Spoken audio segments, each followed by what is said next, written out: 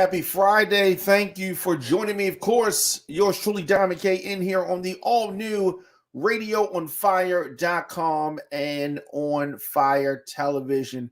So much to get into today. So much. Earlier this week, this could be good news or bad news depending on where you sit with regards to this. But in the U.S., the final clearance was given for COVID-19 shots for kids 5 to 11 years old. So health officials gave that final sign-off on Pfizer's kid-size COVID-19 shot. This is a milestone. This opens up major expansion for the nation's vaccine campaign to children as young as 5. Now, of course, the doses that they are giving to the young ones is not the same level of potency as what they are giving to adults. So, parents, are you excited about this? Are you happy to give your children this shot? That is the question. That is the question that we have. We're going to get into that and talk about that a little bit more. Take a quick break, 10 seconds.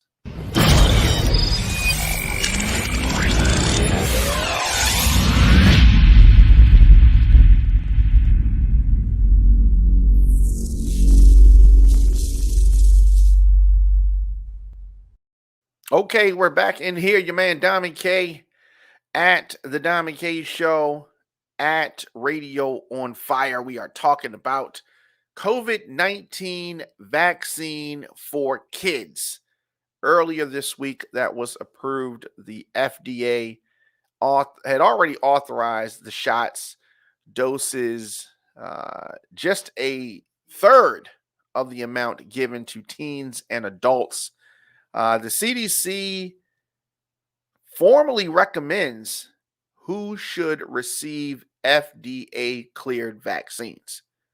So the announcement by the CDC came only hours after the advisory panel unanimously decided that Pfizer's shots would be opened to the 28 million youngsters in that age group. If you're a parent, is this something that you are going to give your children? This is the first opportunity that kids, Americans under 12 years old, got to get the protection of the COVID-19 vaccine. And I know different people sit somewhere different. But as far as parents, I guess I encourage you to talk to your pediatrician, talk to your school nurse, talk to your pharmacist, and make your decision. But I'm interested to find out whether or not parents are going to do this. President Joe Biden called this decision a turning point. And we talked about Joe Biden. Joe Biden's, he's got a lot of things going on right now. I don't know. Joe Biden has a lot of things going on right now. But according to the president, this recommendation from the FDA and the CDC will allow parents to end months of anxious worrying about their kids and reduce the extent to which children spread the virus to others. He said this in a statement. He continued by saying that it is a major step forward for our nation in our fight to defeat the virus. So, as it relates to that, the American Academy of Pediatrics welcomed the decision. They're excited about it. Its members are getting ready to start the first injections into arms, these little bitty arms, soon as possible, they said. So 5 to 11-year-olds, what are they going to get? What is the potency of the dose? They're going to receive 2 low doses 3 weeks apart. The vaccine, of course, made by Pfizer and its partner BioNTech. That's the same schedule that everybody else. all the other teens and adults are getting. They're going to use a smaller needle.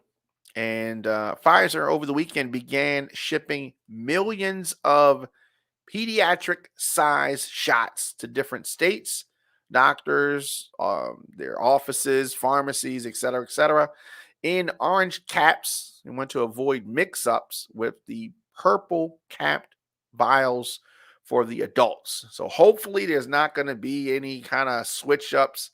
Obviously, kids can't take the same level of this drug. So members of the advisory panel said that they want parents to ask about the shots. They're thankfully trying to get these parents to understand that they are far better than doing this, according to the CDC, than gambling with their child and gambling with if this unvaccinated child could escape the serious coronavirus infection. So they want you to do this as opposed to gambling with not having the child vaccinated. As for safety, more than 106 million Americans have safely gotten 2 doses of Pfizer's full strength shot, including more than 7 million 12 to 15-year-olds. So as I said, this 5 to 11 age group is getting a much smaller dose of this. Are you going to vaccinate your kids? Definitely hit me up on Twitter, Instagram at The Diamond K Show, at Radio on Fire. In the U.S., there have been more than 8,300 COVID-related hospitalizations for kids ages 5 to 11. 8,300. That's about a third requiring intensive care, according to government data. The CDC has recorded at least 94 deaths in that age group. So this is the numbers that they're pointing to try to encourage folks to get their kids vaccinated. The study was not that large, though. FDA examined more children. Now, Pfizer's study of 2,268 youngsters found that the kid-sized vaccine is nearly 91% effective at preventing symptomatic COVID-19. So based on 16 doses among kids given dummy shots compared to just 3 who got the real vaccination. So the FDA, as I said, examined more children. Their total was about 3,100 who were vaccinated. And in concluding, the shots are safe. That's what they said. Younger children experience similar or fewer reactions. What you would expect: a sore arm, fever, achiness. The teens and the young adults, after they got larger doses, so the kids had similar or fewer reactions, the 5 to 11 group.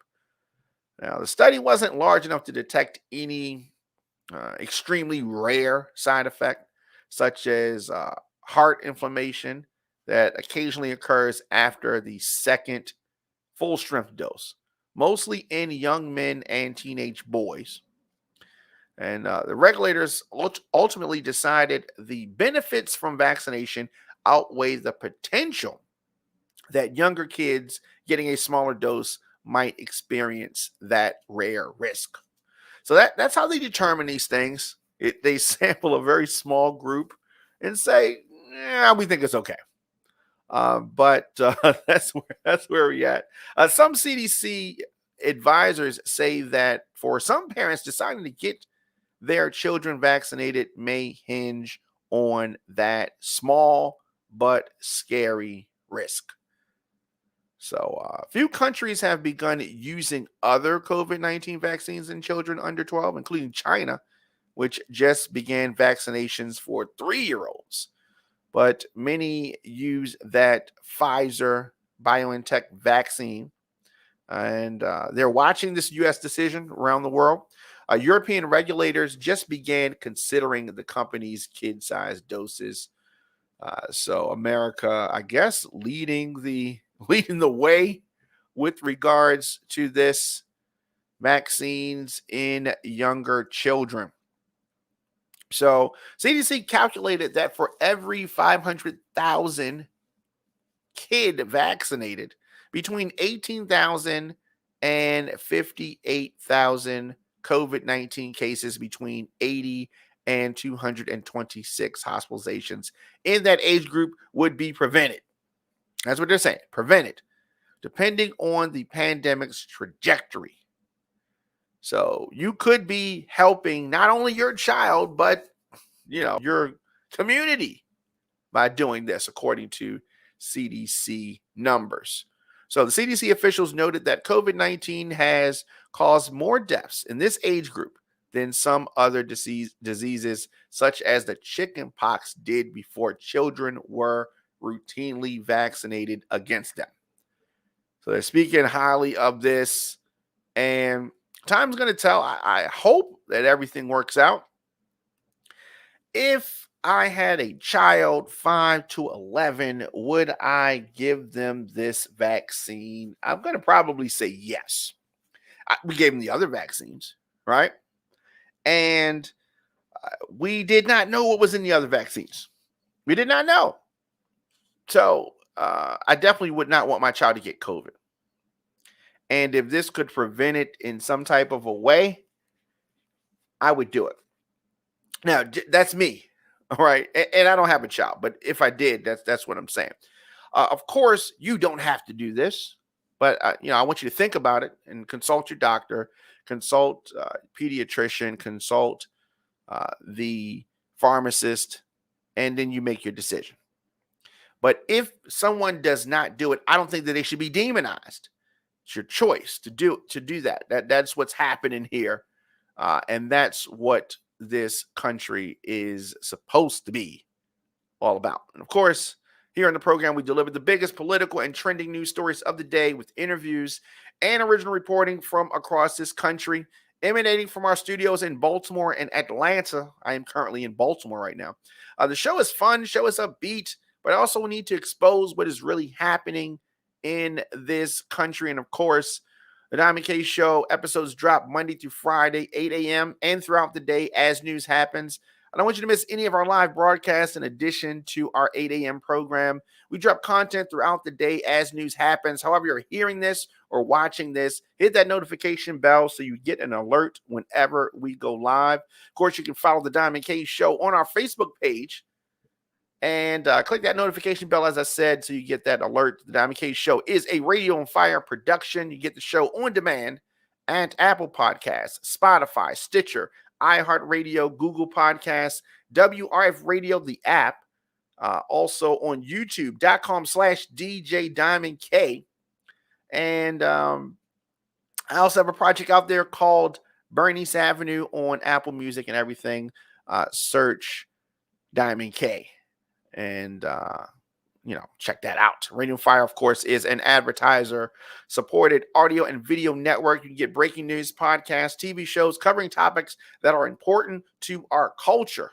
Radio Fire is where you discover, engage, and connect with the latest news, podcasts, and, of course, our original TV programs. You want to support the Diamond K Show and this digital network, head on over to radioonfire.com, grab a t-shirt, some other merch, become a sponsor of the Diamond K Show for as low as $50. I'm able to deliver our news and our views on this program because of our listeners and our sponsors. Radio on Fire is powered by the people, and we appreciate your support. I will be back here tomorrow with more of our breakdown of the news.